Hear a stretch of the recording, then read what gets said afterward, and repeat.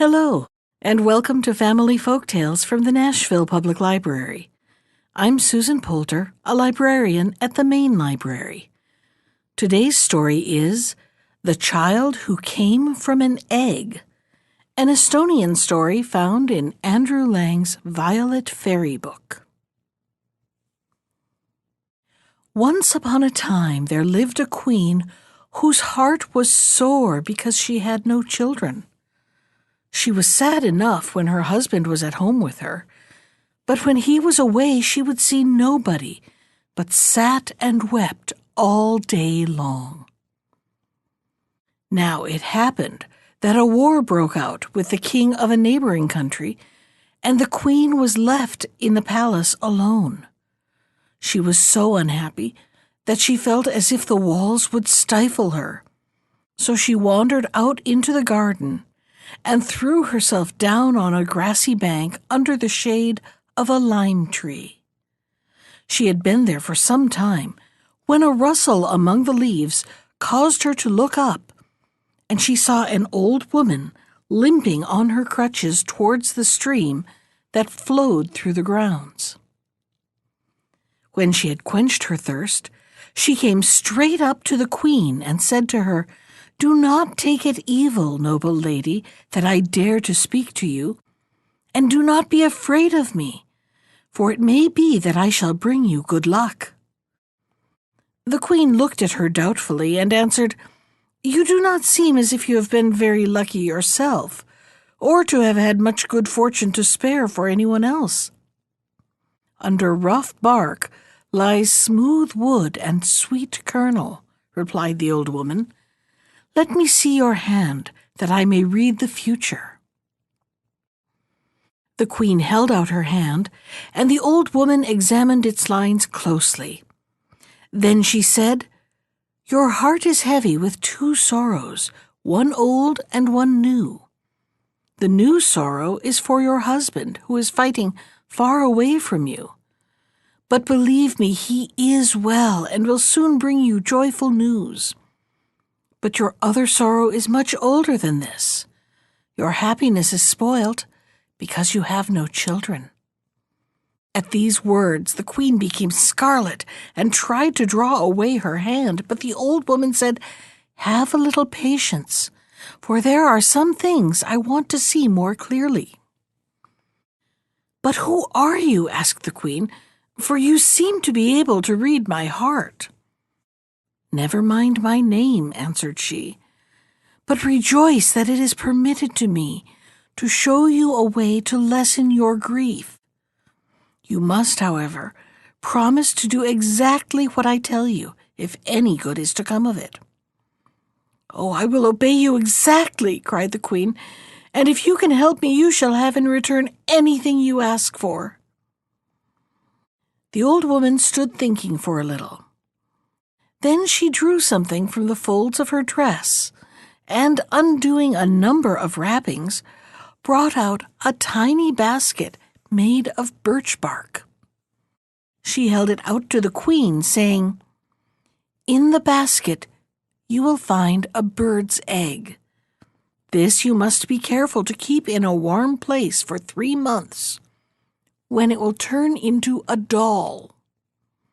Lay the doll in a basket lined with soft wool and leave it alone, for it will not need any food. And by, you will find it has grown to be the size of a baby.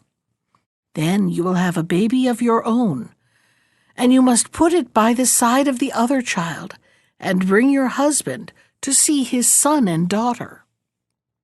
The boy you will bring up yourself, but you must entrust the little girl to a nurse.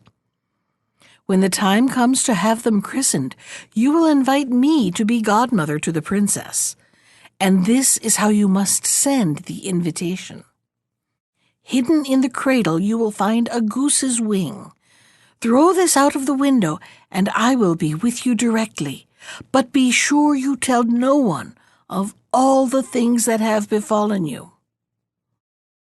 The queen was about to reply, but the old woman was already limping away, and before she had gone 2 steps, She had turned into a young girl who moved so quickly that she seemed rather to fly than to walk.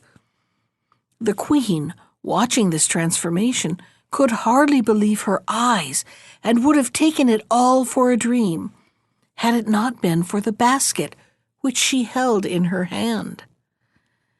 Feeling a different being from the poor sad woman who had wandered into the garden so short a time before, she hastened to her room and felt carefully in the basket for the egg. There it was, a tiny thing of soft blue with little green dots, and she took it out and kept it in her bosom, which was the warmest place she could think of. A fortnight after the old woman had paid her visit, the king came home, having conquered his enemies. At this proof that the old woman had spoken truth, the queen's heart bounded, for she now had fresh hopes that the rest of the prophecy might be fulfilled. She cherished the basket and the egg as her chiefest treasures, and had a golden case made for the basket, so that when the time came to lay the egg in it, it might not risk any harm. 3 months passed, and as the old woman had bidden her, the queen took the egg from her bosom and laid it snugly amidst the warm woolen folds. The next morning she went to look at it, and the first thing she saw was the broken eggshell and a little doll lying among the pieces. Then she felt happy at last, and leaving the doll in peace to grow, waited, as she had been told, for a baby of her own to lay beside it. In course of time this came also, and the queen took the little girl out of the basket and placed it with her son in a golden cradle which glittered with precious stones. Next she sent for the king, who nearly went mad with joy at the sight of the children. Soon there came a day when the whole court was ordered to be present at the christening of the royal babies, and when all was ready, the queen softly opened the window a little and let the goose-wing fly out. The guests were coming thick and fast, when suddenly there drove up a splendid coach drawn by 6 cream-colored horses, and out of it stepped a young lady, dressed in garments that shone like the sun. Her face could not be seen, for a veil covered her head, but as she came up to the place where the queen was standing with the babies, she drew the veil aside, and everyone was dazzled with her beauty. She took the little girl in her arms, and holding it up before the assembled company, announced that henceforward it would be known by the name of Dotterine, a name which no one understood but the queen, who knew that the baby had come from the yolk of an egg, for in this country, daughter was the word used for an egg's yolk. The boy was called Willem. After the feast was over and the guests were going away, the godmother laid the baby in the cradle and said to the queen, "Whenever the baby goes to sleep, be sure you lay the basket beside her and leave the eggshells in it. As long as you do that, no evil can come to her. So guard this treasure as the apple of your eye, and teach your daughter to do likewise." Then, kissing the baby 3 times, she mounted her coach and drove away. The children throve well, and Dotterine's nurse loved her as if she were the baby's real mother. Every day the little girl seemed to grow prettier, and people used to say she would soon be as beautiful as her godmother. But no one knew except the nurse that at night, when the child slept, a strange and lovely lady bent over her. At length she told the queen what she had seen, but they determined to keep it as a secret between themselves. The twins were by this time nearly 2 years old, when the queen was suddenly taken ill. All the best doctors in the country were sent for, but it was no use, for there is no cure for death. The queen knew she was dying, and sent for Dotterine and her nurse, who had now become her lady-in-waiting. To her, as her most faithful servant, she gave the lucky basket in charge, and besought her to treasure it carefully. "When my daughter," said the queen, "is 10 years old, you are to hand it over to her, but warn her solemnly that her whole future happiness depends on the way she guards it. About my son I have no fears. He is the heir of the kingdom, and his father will look after him." The lady-in-waiting promised to carry out the queen's directions, and above all to keep the affair a secret. And that same morning the queen died. After some years the king married again, but he did not love his second wife as he had done his first, and had only married her for reasons of ambition. She hated her stepchildren, and the king, seeing this, kept them out of the way under the care of Dotterine's old nurse. But if they ever strayed across the path of the queen, she would kick them out of her sight like dogs. On Dotterine's 10th birthday, her nurse handed her over the cradle and repeated to the child her mother's dying words. But the child was too young to understand the value of such a gift, and at first thought little about it. 2 more years slipped by, when one day during the king's absence the stepmother found Dotterine sitting under a lime tree. She fell as usual into a passion, and beat the child so badly that Dotterine went staggering to her own room. Her nurse was not there, but suddenly, as she stood weeping, her eyes fell upon the golden case in which lay the precious basket. She thought it might contain something to amuse her, and looked eagerly inside, but nothing was there, save a handful of wool and 2 empty eggshells. Very much disappointed, she lifted the wool, and there lay the goose's wing. "What old rubbish," said the child to herself, and, turning, threw the wing out of the open window. In a moment, a beautiful lady stood beside her. "Do not be afraid," said the lady, stroking Dotterine's head. "I am your godmother, and have come to pay you a visit.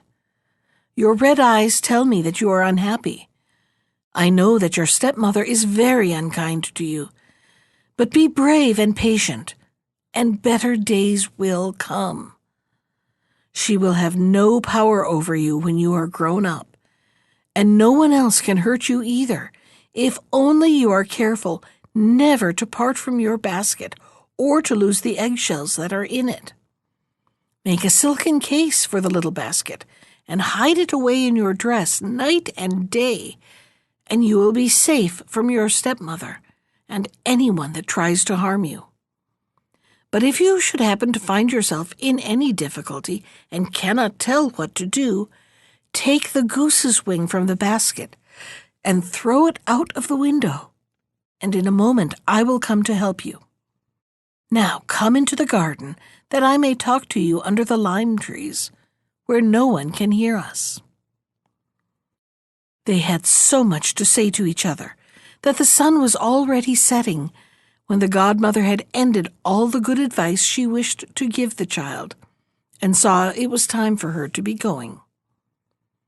"Hand me the basket," said she, "for you must have some supper. I cannot let you go hungry to bed." Then, bending over the basket, she whispered some magic words, and instantly a table covered with fruits and cakes stood on the ground before them. When they had finished eating, the godmother led the child back, and on the way taught her the words she must say to the basket when she wanted it to give her something. In a few years more, Dotterine was a grown-up young lady, and those who saw her thought that the world did not contain so lovely a girl. About this time a terrible war broke out, and the king and his army were beaten back and back, till at length they had to retire into the town and make ready for a siege. It lasted so long that food began to fail, and even in the palace there was not enough to eat. So one morning Dotterine, who had neither supper nor breakfast and was feeling very hungry, let her wing fly away. She was so weak and miserable that directly her godmother appeared she burst into tears and could not speak for some time. "Do not cry so, dear child," said the godmother. "I will carry you away from all this, but the others I must leave to take their chance." Then, bidding Dotterine to follow her, she passed through the gates of the town and through the army outside, and nobody stopped them or seemed to see them. The next day the town surrendered, and the king and all his courtiers were taken prisoners. But in the confusion, his son managed to make his escape. The queen had already met her death from a spear carelessly thrown. As soon as Dotterine and her godmother were clear of the enemy, Dotterine took off her own clothes and put on those of a peasant, and in order to disguise her better, her godmother changed her face completely. "When better times come," her protectress said cheerfully, "and you want to look like yourself again, you have only to whisper the words I have taught you into the basket, and say you would like to have your own face once more, and it will be all right in a moment. But you will have to endure a little longer yet." Then, warning her once more to take care of the basket, the lady bade the girl farewell.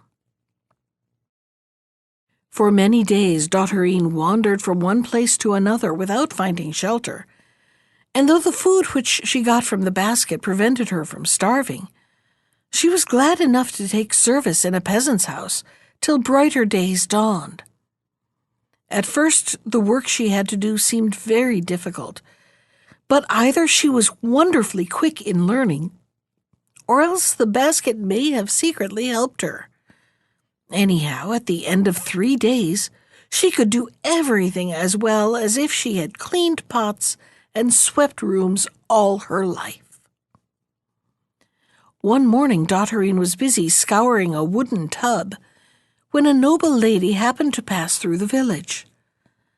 The girl's bright face as she stood in the front of the door with her tub attracted the lady, and she stopped and called the girl to come and speak to her. "Would you not like to come and enter my service?" she asked. "Very much," replied Dotterine, "if my present mistress will allow me." "Oh, I will settle that," answered the lady, and so she did, and the same day they set out for the lady's house, Dotterine sitting beside the coachman. 6 months went by, and then came the joyful news that the king's son had collected an army and had defeated the usurper who had taken his father's place. But at the same moment, Dotterine learned that the old king had died in captivity. The girl wept bitterly for his loss, but in secrecy, as she had told her mistress nothing about her past life. At the end of a year of mourning, the young king let it be known that he intended to marry, and commanded all the maidens in the kingdom to come to a feast, so that he might choose a wife from among them. For weeks, all the mothers and all the daughters in the land were busy preparing beautiful dresses and trying new ways of putting up their hair. And the 3 lovely daughters of Dotterine's mistress were as much excited as the rest. The girl was clever with her fingers, and was occupied all day with getting ready their smart clothes. But at night when she went to bed, she always dreamed that her godmother bent over her and said, "Dress your young ladies for the feast, and when they have started, follow them yourself. Nobody will be so fine as you." When the great day came, Dotterine could hardly contain herself, and when she had dressed her young mistresses and seen them depart with their mother, she flung herself on her bed and burst into tears. Then she seemed to hear a voice whisper to her, "Look in your basket, and you will find in it everything that you need." Dotterine did not wait to be told twice. Up she jumped, seized her basket, and repeated the magic words, and behold, there lay a dress on the bed, shining as a star. She put it on with fingers that trembled with joy, and, looking in the glass, was struck dumb at her own beauty. She went downstairs, and in front of the door stood a fine carriage, into which she stepped, and was driven away like the wind. The king's palace was a long way off, yet it seemed only a few minutes before Dotterine drew up at the gates. She was just going to alight when she suddenly remembered she had left her basket behind her. What was she to do? Go back and fetch it, lest some ill fortune should befall her? Or enter the palace and trust to chance that nothing evil would happen? But before she could decide, a little swallow flew up with the basket in its beak, and the girl was happy again. The feast was already at its height, and the hall was brilliant with youth and beauty, when the door was flung wide, and Dotterine entered, making all the other maidens look pale and dim beside her. Their hopes faded as they gazed, but their mothers whispered together, saying, "Surely this is our lost princess." The young king did not know her again, but he never left her side, nor took his eyes from her. And at midnight, a strange thing happened. A thick cloud suddenly filled the hall, so that for a moment all was dark. Then the mist suddenly grew bright, and Dotterine's godmother was seen standing there. "This," she said, turning to the king, "is the girl whom you have always believed to be your sister, and who vanished during the siege. She is not your sister at all, but the daughter of the king of a neighboring country, who was given to your mother to bring up, to save her from the hands of a wizard." Then she vanished and was never seen again, nor the wonder-working basket either. But now that Dotterine's troubles were over, she could get on without them, and she and the young king lived happily together till the end of their days. That was The Child Who Came from an Egg, from Andrew Lang's Violet Fairy Book. Special thanks to Ginger Sands for our theme music. You can find more of Ginger's music at iTunes or on her website at www.gingersands.com. And if you'd like to comment on today's story, send me an email. I can be reached at susan.poulter, that's Poulter, at nashville.gov. Thanks for listening.